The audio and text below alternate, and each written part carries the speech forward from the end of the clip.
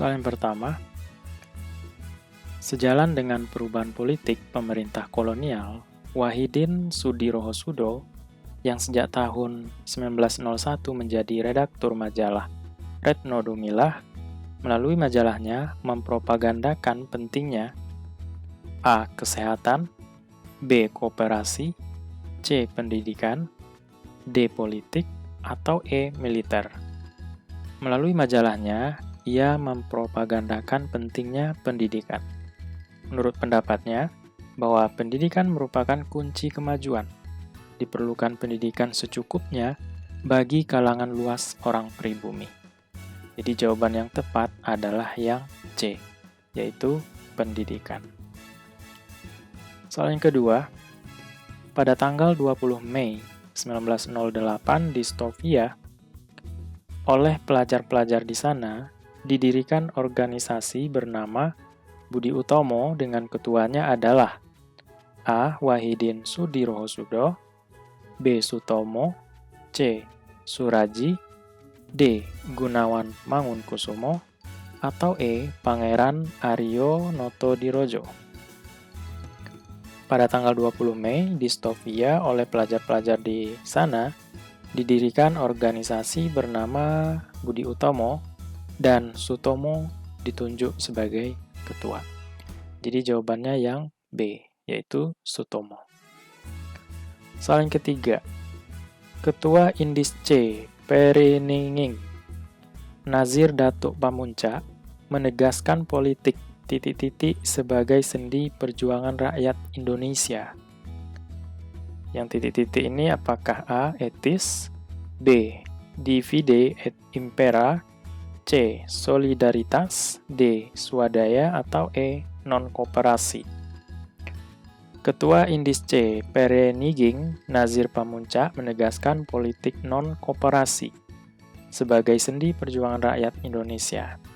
Kerjasama dengan si penjajah untuk mencapai cita-cita kemerdekaan Indonesia tidak lain dari menipu diri sendiri.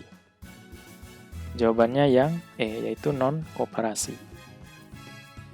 Soal keempat, perkembangan Perhimpunan Indonesia menjadi organisasi politik terutama merupakan hasil usaha A. Sutomo, B.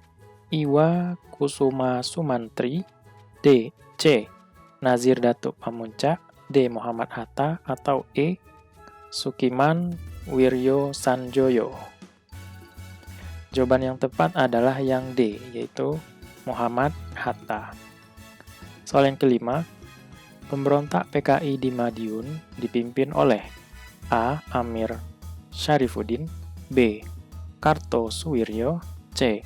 Amir Fatah, D.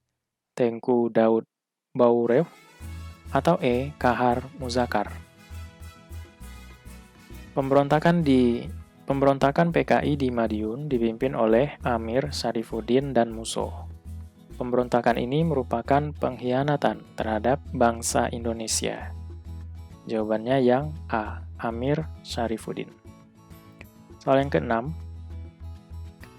Republik Demokrasi Timor Leste atau disingkat dengan RDTL saat ini belum dikategorikan sebagai anggota ASEAN sepenuhnya. RDTL masih diberikan status A. Spektator, B. Observer, C. Bystander, D. Watcher, atau E. Witness. RDTL saat ini belum dikategorikan sebagai anggota ASEAN sepenuhnya. RDTL masih diberikan status observer. RDTL harus mengajukan aplikasi resmi untuk menjadi anggota ASEAN. Untuk kemudian aplikasi tersebut dibahas oleh negara-negara anggota ASEAN. Perkembangan terakhir, negara-negara ASEAN memberikan dukungan agar RDTL bergabung sebagai anggota ASEAN.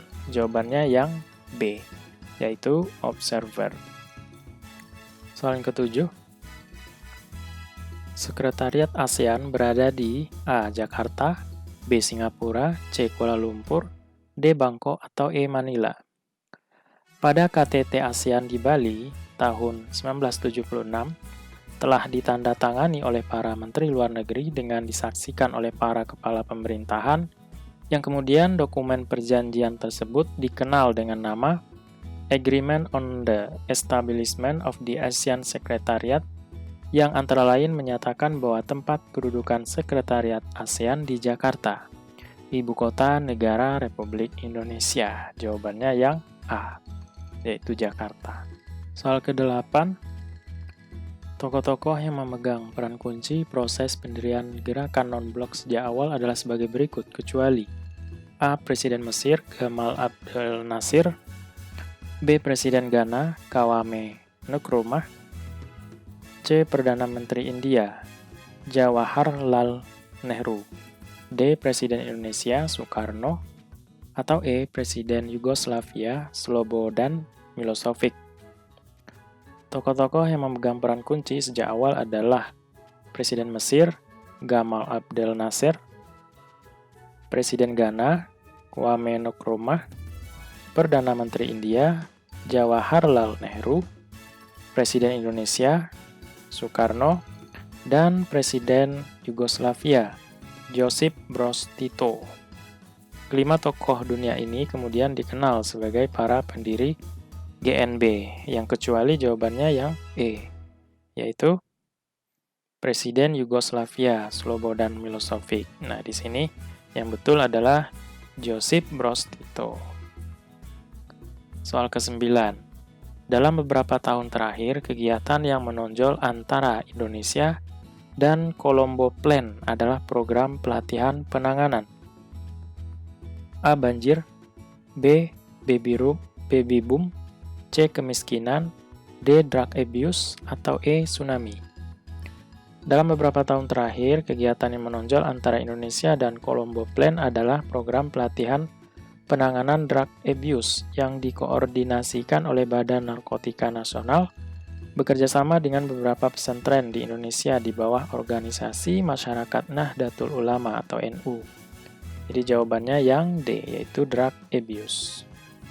Soal ke-10.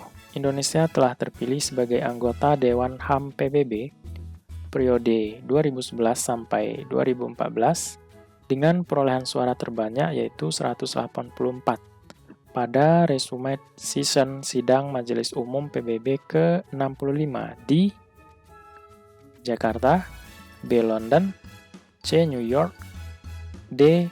Den Haag, atau E. Kyoto. Ya, jadi Indonesia telah terpilih sebagai anggota Dewan HAM PBB pada periode 2011 sampai 2014 dengan perolehan suara terbanyak yaitu 184 pada resume session sidang Majelis Umum PBB ke-65 yaitu di New York pada 20 Mei 2011. Jawabannya yang C.